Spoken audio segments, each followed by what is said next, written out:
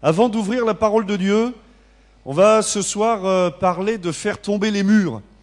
Et pour illustrer ce propos, vous savez que le 9 novembre, ça a été la commémoration des 20 ans de la chute du mur de Berlin. Et alors, ça m'a inspiré comme base de réflexion pour parler de l'Évangile. Ce mur de Berlin était appelé, vous vous en souvenez certainement, le mur de la honte. Et ce mur séparait finalement deux idéologies et fermait certains dans une sorte de prison idéologique où ils ne pouvaient pas sortir. Ce mur a été érigé en 61 et c'était pour empêcher les Allemands de l'Est de passer en Allemagne de l'Ouest. Mais c'était plus qu'un mur. J'ai noté que c'était tout un dispositif militaire qui comportait deux murs de 3,60 m de haut avec un chemin de ronde. Il y avait 302 miradors et dispositifs d'alarme, 14 000 gardes, 600 chiens et des barbelés. C'était quasiment impossible de franchir ce fameux mur. Et c'est plusieurs centaines d'Est-Allemands qui sont morts en essayant de franchir ce poste, puisque les gardes-frontières est-allemands et soviétiques n'hésitaient pas à tirer sur les fugitifs. Alors ce mur est tombé, ça a été les 20 ans de la commémoration du fait que ce mur est tombé, mais il y a d'autres murs qui se sont érigés dans le monde. J'ai entendu là qu'aux USA, il n'y a pas tellement longtemps, le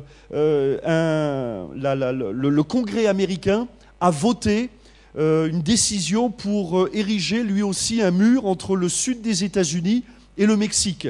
Un mur qui fait 1200 km, qui est appelé aussi là-bas le mur de la honte, le mur qui sépare cette fois les riches, un pays très riche, d'un pays pauvre. Et là, dans ce mur, alors là aussi, il y a des commandos avec des hommes tous les 300 mètres. Il y a des caméras, il y a des satellites qui regardent, qui regardent un petit peu s'il y a des gens qui passent. Et il y a même des drones, des avions, vous savez, sans pilote, pour savoir si quelqu'un passe. Il y a aussi, au sud de l'Espagne, un mur pour empêcher les Africains d'entrer en Europe. Mais ça, ce sont des murs physiques, faits de briques, de parpaings. Mais il y a d'autres murs aussi, qui sont non pas faits de briques et de parpaings, mais qui sont aussi efficaces que ces murs-là, que le mur de Berlin. Je pense au mur de l'islam, je pense au mur des sectes, où parfois on est enfermé dans une secte et on ne peut pas en sortir. On ne peut pas sortir d'un système de religion. Il y a des religions qui sont de réels murs avec des gourous à leur tête qui empêchent les hommes, les femmes d'en sortir. Il y a aussi des murs sociaux. Le mur de la richesse, le mur de la pauvreté. Et j'aimerais vous dire qu'il y a aussi des murs en nous, des murs qui nous empêchent de nous épanouir. Et j'aimerais que nous puissions aller dans l'Épître aux Éphésiens, chapitre 2, verset 13. On a vu un petit peu les diapos, là. C'est terrible, hein, de ce mur. Là, vous avez vu tout à l'heure, sur les diapos, une vieille dame qui était devant le mur. Je ne sais pas si on peut la repasser. C'est possible ? Voilà cette dame-là. Vous savez ce qu'elle fait ? Elle est en train de saluer toute sa famille qui est de l'autre côté du mur. C'est une Ouest-Allemande qui essaie de saluer ses enfants et ses petits-enfants qui sont côté Berlin-Est. Voilà ce que c'est. C'est terrible des murs.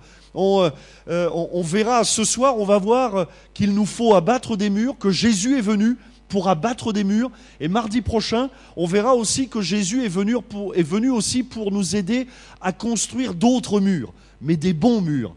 Vous vivez dans un appartement, une maison. Qui vit dans un appartement et une maison ?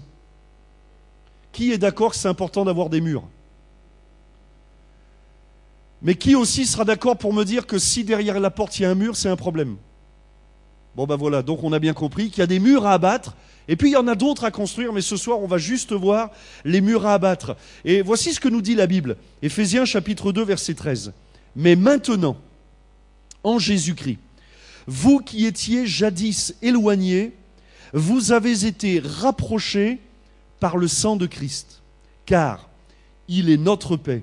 Lui qui des deux n'en a fait qu'un, et regardez, qui a renversé le mur de séparation, l'inimitié ayant anéanti par sa chair la loi des ordonnances dans ses prescriptions, afin de créer en lui-même et avec les deux un seul homme nouveau, en établissant la paix, et de les réconcilier l'un et l'autre en un seul corps avec Dieu par la croix, en détruisant par elle l'inimitié.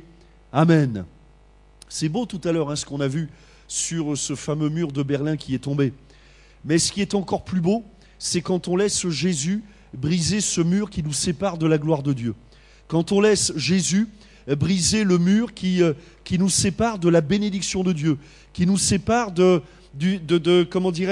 la réussite. Souvent, on peut se poser cette question, mais comment faire pour réussir dans la vie? La première étape, notez bien, première étape, dis à ton voisin, première étape. Première étape pour réussir dans la vie, es-tu réconcilié avec Dieu? C'est la première étape.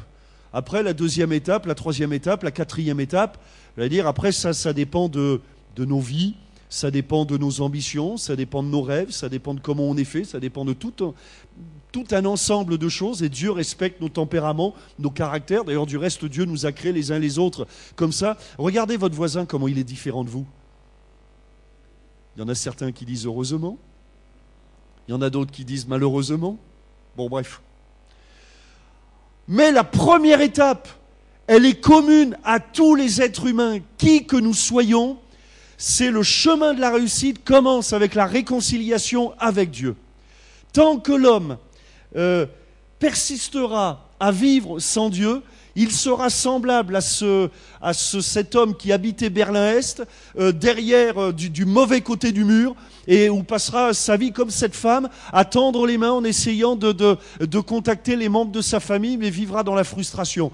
Être réconcilié avec Dieu. Et Jésus est venu pour nous réconcilier avec Dieu. Alors on va voir ce soir 3 murs que Jésus est venu abattre. Le premier, c'est le mur de la condamnation. Le mur de la condamnation. Colossiens chapitre 2, verset 14, il, c'est-à-dire Jésus, a effacé l'acte, donc il y a un acte, comme un acte notarié, comme un acte juridique. Okay ? Donc Jésus a effacé l'acte dont les ordonnances nous condamnaient. Condamner qui? Vous et moi. Ça va? Toi avec. Personne n'est exclu de cette affaire. Hein. Donc, Jésus est venu à effacer l'acte dont les ordonnances nous condamnaient et qui subsistait contre nous, et il l'a éliminé en le clouant à la croix. Parfois, on peut se poser cette question, mais comment ça se fait qu'on a tout ce qu'il faut pour être heureux, pour être épanoui, on a à peu près ce qu'il faut dans l'assiette, et parfois on n'a pas d'appétit, on a des beaux matelas, mais parfois on n'a plus le sommeil, on vit dans des maisons de plus en plus isolées, avec des portes de plus en plus cadenassées, et parfois on vit quand même dans la peur. On vit dans une société, comment dire ça, quand même avec beaucoup comment dirais-je, d'instruments pour nous protéger, pour nous garder, pour nous soigner.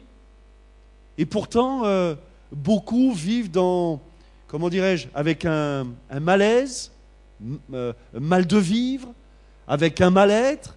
Il y a comme quelque chose qui nous empêche d'être épanouis. Eh bien, c'est tout simple. C'est parce qu'on n'a pas réglé le problème spirituel. Et le problème spirituel, il est le suivant. Tout être humain est pécheur. Tous. Nous avons été touchés par le péché. Tous, à cause du péché, nous sommes séparés de la gloire de Dieu. Et à cause du péché, tous, on porte en nous la condamnation de Dieu. Ça va? Tous. Il y a un acte. Il y a un acte juridique dont les ordonnances nous condamnent.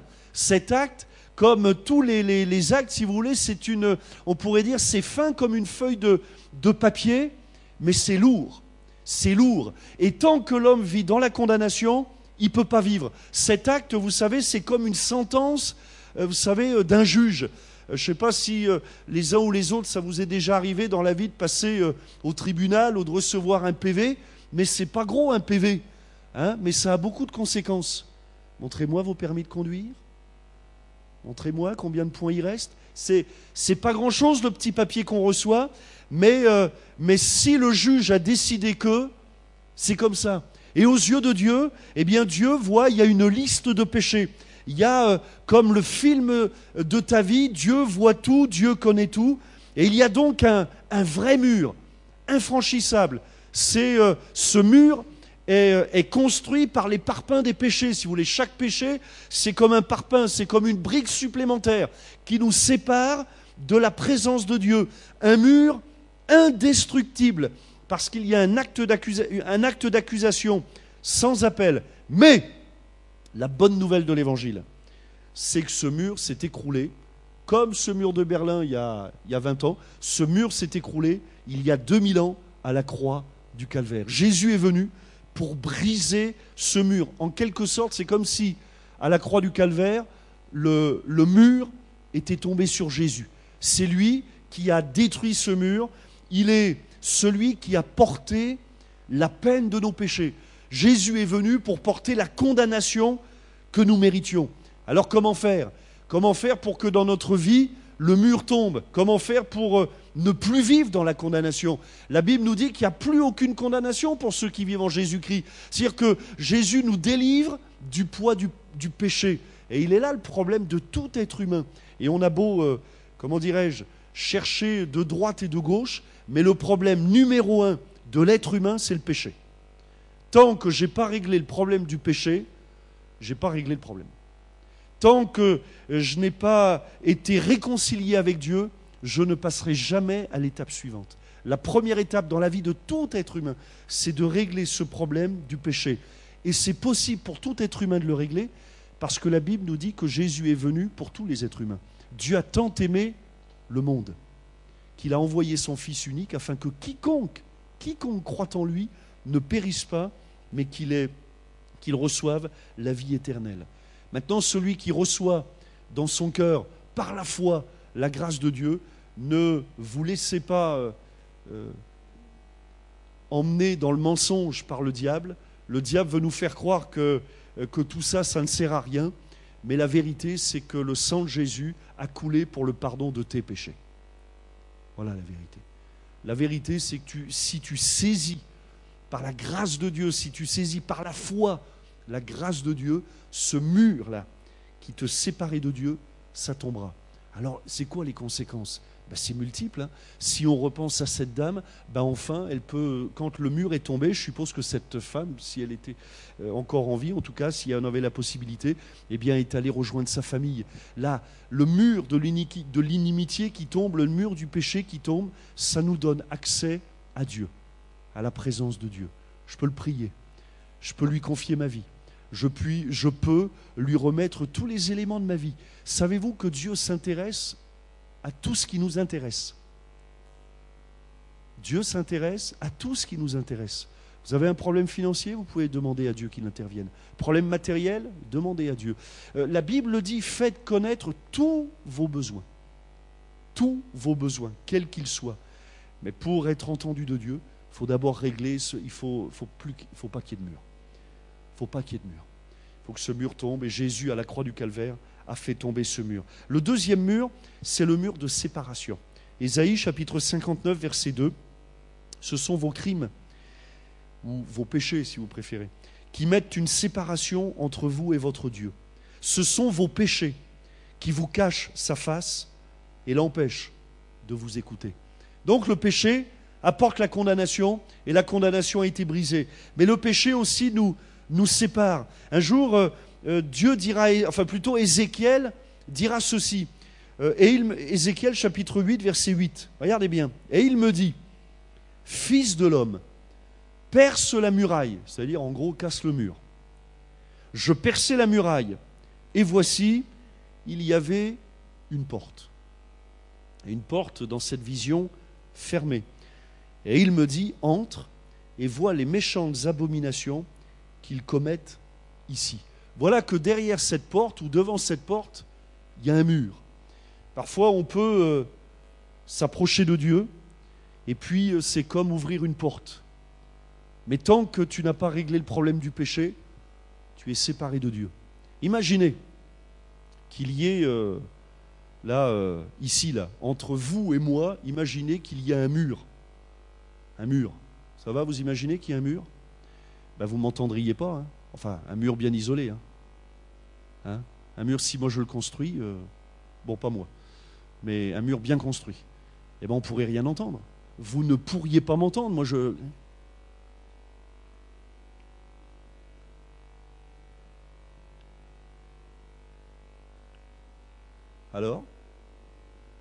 Alors, qu'est-ce que j'ai dit?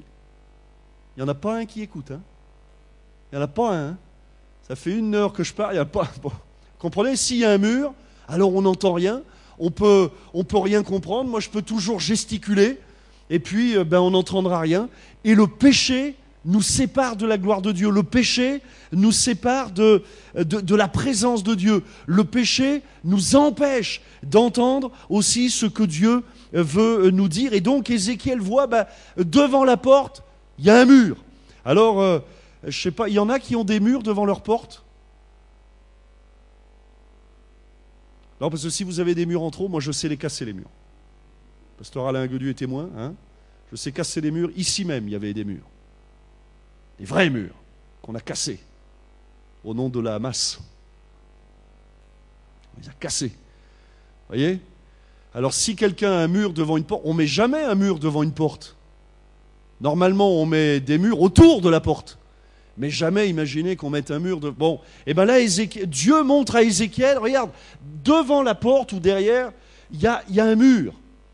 Et parfois, on ouvre la porte, on veut marcher avec Dieu, mais tant que le problème du péché n'est pas réglé, il y a un mur derrière la porte. Il y aura un mur derrière la porte. Vous aurez beau ouvrir toutes les portes du monde, mais il y aura un mur derrière la porte. Alors comment faire pour que ce mur tombe? 2 Corinthiens chapitre 10, verset 5, aussi un autre mur. Avec le péché, c'est aussi les raisonnements. Nous renversons les raisonnements et toute hauteur qui s'élève contre la connaissance de Dieu, et nous amenons toute pensée captive à l'obéissance de Christ. Et voilà que Paul dit, on renverse les raisonnements, ce qui s'oppose à la connaissance de Dieu, le doute, l'incrédulité, le je ne crois pas, je ne peux pas croire, c'est pas possible que Dieu m'aime. Oui, c'est possible. La vérité, c'est que Dieu m'aime. La vérité, c'est qu'avec Dieu, tout est possible. La vérité, c'est que j'ai de la valeur aux yeux de Dieu. La vérité, c'est que ma prière, Dieu l'entend. La vérité, c'est que si je commence à marcher avec Dieu, il y a quelque chose qui va se passer. Voilà la vérité. Et donc, Dieu veut détruire ce mur. Et comment le détruire? Faut-il faire des efforts? Faut-il que ce soir, chacun en vienne avec une masse? Non, c'est pas comme ça qu'on cassera le mur. Le seul prix qu'on aura à payer pour casser ce mur, c'est que ça nous coûte de l'orgueil. Ce qui fera tomber ce mur, c'est la repentance. C'est la repentance. Demander pardon à Dieu pour tous nos péchés. Alors le seul effort que ça nous coûte, c'est de mettre l'orgueil sous nos pieds et de reconnaître humblement devant Dieu que c'est pas de la faute des autres. Pour le coup, là, c'est ma faute. C'est moi qui vis dans le péché. C'est moi qui ai un problème à régler. Et c'est la repentance qui va briser les murs. Avez-vous remarqué, il y a des couples ici, levez la main les couples. Il n'y a pas de honte, hein? Levez la main, bien, levez la main. Vous voyez bien? Ah ouais, parce que j'allais dire, je vois le mari, la femme elle lève pas la main, alors moi je compte après. Hein. Bon, ok. Avez-vous remarqué, dans les couples, qui dit couple, dit problème de couple. Même les jeunes mariés.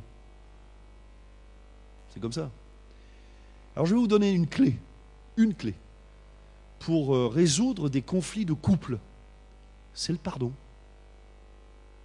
Avez-vous remarqué qu'il suffit de dire « Ah, ma doudouce, tu as raison. Pour une fois, j'ai tort. » Non, évitez-le pour une fois. Conseil d'amis, expérimenté comme je le suis, j'ai supprimé le pour une fois parce que j'ai remarqué que ça ne marche pas bien après. Bon. Vous avez remarqué que le pardon, ça va, comment dirais-je, permettre à la relation de se renouer. Ça va remettre en place quelque chose. Et c'est le manque de pardon qui érige des murs. Eh bien, c'est pareil dans le domaine spirituel. Le pardon fait tomber le mur du péché. Fait tomber ce mur-là qui nous sépare de Dieu. Et c'est pareil dans les relations humaines. Le pardon, c'est ce qui permet aux relations humaines de durer, de perdurer et d'affronter même des situations difficiles. Donc, le mur de la condamnation est tombé. Le mur de la séparation est tombé. Je termine avec un troisième mur. Le mur de l'opposition. L'opposition. Dans la vie, il y a des oppositions. Psaume 18, verset 30. Regardez ce que dit le psalmiste. Il est courageux, le psalmiste. Hein. Avec toi, je me précipite sur une troupe en armes. Pas mal, le gars. Hein. Il y va quand même. Hein. Je me précipite sur une troupe en armes. Et regardez ce qu'il dit. Avec mon Dieu, je franchis une muraille. Dans la vie aussi, il y a parfois des murs qui se, comment dirais-je, qui apparaissent, des obstacles, des difficultés, des circonstances, des gens, des puissances même parfois, qui se dressent devant nous pour nous empêcher d'avancer. Alors trois attitudes à avoir. D'abord, la foi. La foi. La foi qui nous permet d'affronter la situation en face. La patience. Parfois, Dieu nous fait passer par certaines situations pour, comment dirais-je, pour nous muscler. La patience. Et puis le courage. Troisième attitude, c'est le courage. Saisir le moment. J'ai remarqué que Dieu nous donne toujours la capacité de nous battre, d'aller plus loin. Il relève les bras qui sont fatigués. Et puis aussi, parfois, c'est des montagnes qui sont devant nous. Des problèmes qui paraissent insurmontables. Je peux demander aux musiciens de revenir, s'il vous plaît. Est-ce que je peux demander à David aussi de pianoter? Parfois, on est dans des situations, il y a comme des montagnes devant nous. Et vous savez quel est le problème d'une montagne? Vous avez déjà parlé à une montagne?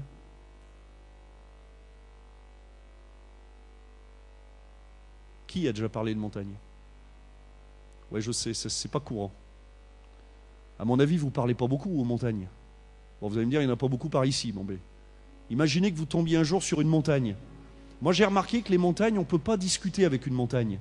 C'est têtu, une montagne. Une montagne, c'est là où elle reste. Vous bougerez, la montagne, elle ne bougera pas. Et parfois, il y a des situations dans la vie comme ça, où on a l'impression qu'il y a une montagne devant nous, et que jamais elle pourra se déplacer. Mais vous savez ce que nous dit la Bible? Que Jésus nous donne par la foi la capacité de déplacer même les montagnes. Et un jour, Marthe et Marie avaient une montagne devant elles. Et la montagne, c'était que leur frère Lazare était mort. Une montagne. Une situation infranchissable. Un mur érigé qui était là. Et il y a plus de solution. Lazare est mort. Mais elles ont eu la bonne attitude. Elles ont appelé Jésus. Jésus est venu. Et à un moment donné, Jésus a dit, Évangile de Jean, chapitre 11, verset 39, Jésus dit, ôtez la pierre. Marthe, la sœur du mort, lui dit, Seigneur, il sent déjà, car il y a 4 jours qu'il est là. 4 jours. Un cadavre en décomposition. Et regardez ce que dit Jésus. Et Jésus est venu pour détruire tous les murs. Et Jésus, ce jour-là, a tapé fort dans le mur du désespoir, dans le mur de la tristesse, dans le mur de l'impossible. Jésus a sorti la plus grosse masse qui soit. Et puis a dit à cette femme qui avait perdu pied, à la sœur de Lazare, Jésus lui dit, ne t'ai-je pas dit que si tu crois, tu verras la gloire de Dieu. Qui aurait pu dire que ce 9 novembre 1989, le mur de Berlin allait tomber? Qui aurait pu le prévoir? Je me souviens à l'époque, j'ai suivi ça de près, il n'y avait aucun journaliste politique qui aurait pu émettre des pronostics qui allaient dans ce sens-là. Personne n'aurait pu dire avec certitude ce mur va tomber. On vivait plutôt à une époque où on avait ce sentiment que comment dire, la terre elle passera, que le mur de Berlin il sera là, le mur de Chine il tombera, mais enfin la muraille de Chine elle tombera, mais le mur de Berlin il sera toujours là. Vous voyez ce sentiment que jamais il tombera. Et ce mur est tombé il y a 20 ans.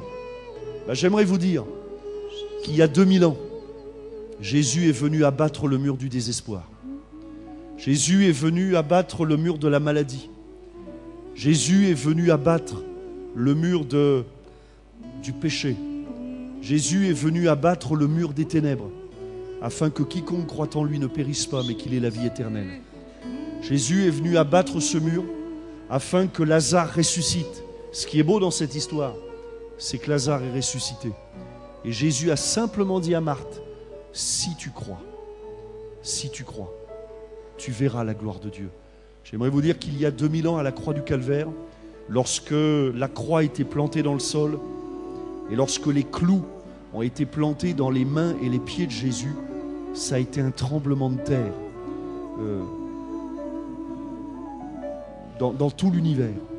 L'univers a tremblé parce que ce jour-là, le jour où Jésus a été crucifié, le mur de l'impossible est tombé ce jour-là. Le mur de l'impossible est tombé ce jour-là. Et Dieu nous permet par la foi d'expérimenter le miracle. Ta vie peut changer. Parce qu'il y a 2000 ans à la croix du Calvaire, Jésus a brisé ce mur. Tu peux recevoir la guérison. Parce qu'il y a 2000 ans à la croix du Calvaire, Jésus a brisé le mur de la maladie. Tu peux ce soir commencer à faire des rêves. Parce que Jésus a brisé le mur des cauchemars. Tu peux commencer à entrevoir un avenir. Parce que Jésus a brisé le mur du désespoir. Même celui au milieu de nous qui se dit, ou celle qui se dit, mais il n'y a plus rien à faire. Jésus est venu pour briser le mur de il n'y a plus rien à faire. Afin que quiconque croit ne périsse pas, mais qu'il ait la vie éternelle. Jésus est venu pour transformer les cauchemars en rêves. On va prier quelques instants. Notre bon Père Céleste, nous te bénissons. Nous te remercions pour ta présence au milieu de nous, pour ton esprit. Nous te bénissons, Seigneur, parce que c'est vrai, nous voyons ce mur de Berlin qui est tombé, mais il y a un mur plus puissant, plus grand qui est tombé il y a 2000 ans à la croix du Calvaire. C'est le mur du désespoir, le mur des malheureux, le mur du péché, le mur de la condamnation. Le mur du diable est tombé ce jour-là. Et Seigneur, je te prie, afin que personne ici ne se prive de ta grâce, afin que personne ne reste enfermé derrière ce mur, mais que les uns et les autres, nous puissions saisir la main du Sauveur. Seigneur, merci d'agir maintenant dans ce lieu au nom de Jésus. Amen.